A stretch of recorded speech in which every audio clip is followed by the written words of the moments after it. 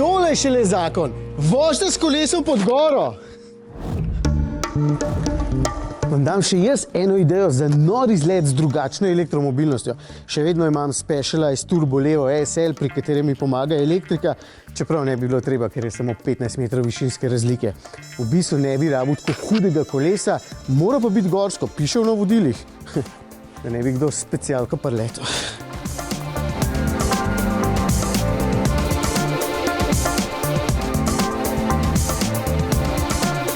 Imam eno skupno točko z Matejem. On je vozil vlak s svinčeno baterijo, jaz sem pa v nekdanjem rudniku svinčene in cinkove rude. V vseh teh letih so skopali okrog 1000 km rovov pod peco, no, rudnik je zdaj zaprt, lahko si pa privoščite en tak fin izlet s kolesom, z vodičem, jasno, da se ne boste kje zgubili. Kolo lahko dobite tukaj, si ga sposodite, no ali pa pripeljete svojega, če imate tak stroj kot jaz.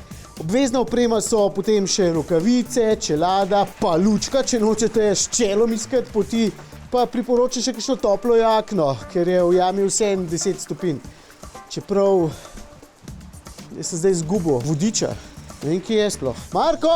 A že vem, jaz imam električen kolo in sem ful hitrejši od njega. Fajn tole.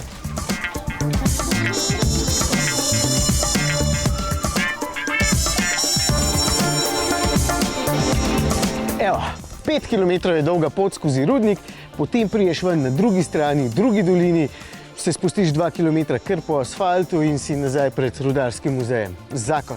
Mislim, kaj ti bo vlakec, če si kupil kolo?